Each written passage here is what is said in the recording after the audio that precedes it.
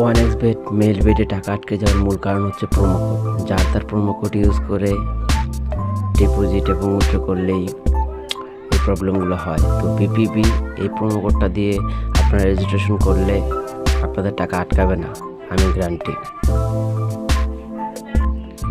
আর যাদের টাকাগুলো আটকে গেছে, টিআরএক্স ভুল করেছেন, তারপরে অ্যামাউন্ট ভুল করেছেন, তারপরে ডিপোজিট করার পর দেখতেছেন নাম্বারটা চেঞ্জ হয়ে গেছে, পরে নাম্বারটা নাই, তারপর অনেক রকমের সমস্যা, এগুলো সমস্যার সমাধান কীভাবে করবেন এগুলো করা এই ভিডিওটা ফুল দেখুন, স্কিপ না করে, তাহলে সব কিছু আপনি বুঝতে পারবেন। আর সম্পূর্ণ ভিডিওটা না দেখলে আপনি কিছু বুঝতে পারবেন না। আর কথা হচ্ছে, একটা ইমেল করতে হবে, সেই ইমেলটা প্রতি 30 মিনিট পর ইমেলটা আপনাকে করে যেতে হবে যে পর্যন্ত টাকাটা না। ইমেল করার জন্য আপনাকে অবশ্যই এরকম একটা ফর্ম ফিল আপ করতে হবে। তো প্রথমে আছে আপনার বিডিটি ওয়ালেট নাম্বার অথবা ইউজার আইডি, গেমিং আইডি। সেটা বলতে বোঝানো হতেছে আপনার যে গেমিং করেন সে একটা আইডি আছে, উপরে 7 সংখ্যা, 8 সংখ্যা, 9 সংখ্যার একটা আইডি আছে, সেই আইডিটা আপনি 1 নম্বরে বসাতে হবে। তারপরে দেখেন নিচে লেখা আছে 2 নম্বরে ট্রানজ্যাকশন আইডি বা টিআরএক্স আইডি।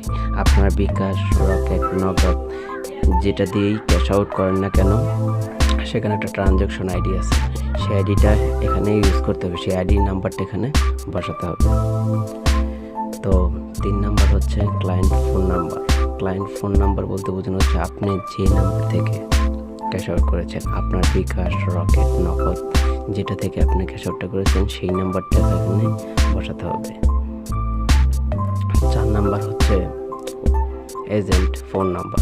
আপনি যেই এজেন্টের মানি ওয়ানএক্সবেট বলেন, মেলবেট বলেন, যেই নাম্বার টাকাটা ক্যাশ আউট করেছেন সেই নাম্বারটা এখানে বসাতে হবে।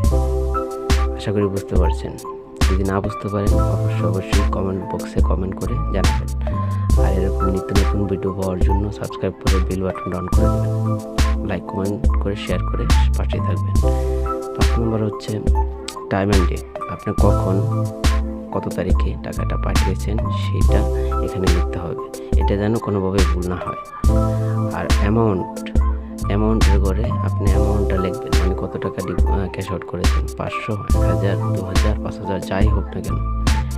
আর 7 নম্বরে একটা স্ক্রিনশট দিতে হবে। স্ক্রিনশটটা হচ্ছে আপনি যে টাকাটা পাঠিয়েছেন, রকেট হোক, বিকাশ হোক, আর হচ্ছে নগদ হোক, ওদের যেই ক্যাশ আউট করেছেন সেখানে একটা স্ক্রিনশট দিতে হবে যে আপনি টাকাটা তাদেরকে পাঠিয়েছেন। তারপর হচ্ছে সাবজেক্টটার ভিতরে লিখতে হবে ডিপোজিট প্রবলেম। ইমেলের উপরে থাকবে সাবজেক্ট, ওই সাবজেক্টটাই লিখতে হবে ডিপোজিট প্রবলেম। আর আপনি যত কিছুই ভুল করেন না কেন, জাস্ট এই ইমেলটা, এই 7টা-8টা ফরম্যাট যদি আপনি ফুলফিল করেন তাহলে কোনো সমস্যা হবে না। আপনি ট্রানজ্যাকশন ভুল করছেন, সমস্যা নাই, ফোন নাম্বার ভুল করছেন, কোনো সমস্যা নেই, টাইম, ডেট, অ্যামাউন্ট যাই ভুল করেন না কেন, জাস্ট ইমেলটা আপনি সঠিকভাবে করবেন। ইমেলটা সঠিকভাবে করার পর আপনার কোনো সমস্যা হবে না। আর ইমেল করার একটা নিয়ম আছে, প্রতি 30 মিনিট পর একটা করে ইমেল করবেন, যতক্ষণ পর্যন্ত আপনার অ্যাকাউন্টে টাকা না আসবে, ডিপোজিটকৃত টাকা না আসবে, ততক্ষণ পর্যন্ত আপনাকে করে যেতে হবে। আশা করি আপনি বুঝতেই পেরেছেন। সম্পূর্ণ ভিডিওটা আপনি যদি দেখে থাকেন অবশ্যই আপনার টাকা আপনার অ্যাকাউন্টে অ্যাড হবে। আর অবশ্যই যার তার প্রোমো কোড দিয়ে অ্যাকাউন্ট খোলার চেষ্টা করবেন না। বিপিবি এই প্রোমো কোডটা দিয়ে অ্যাকাউন্ট খুলবেন, আপনার ডিপোজিট এবং উইথড্র কোনো প্রকার কোনো সমস্যা হবে না, সেটার গ্যারান্টি আমি দিব। কারণ এই প্রোমো কোড দিয়ে অনেকে অ্যাকাউন্ট খুলছে, তাদের কারোই এখনও এরকম কোনো সমস্যা হয় নাই। তো আপনারাও চেষ্টা করবেন বিপিবি এই প্রোমো কোডটা দিয়ে অ্যাকাউন্ট খুলবেন। আর যদি টাকা আপনাদের না পান অবশ্যই কমেন্ট বক্স করে জানাবেন, আমি আপনাদেরকে সহযোগিতা করার চেষ্টা করব। তো সবাই সুস্থ থাকবেন, ভালো থাকবেন, অন্যকে ভালো রাখবেন। খোদা হাফেজ।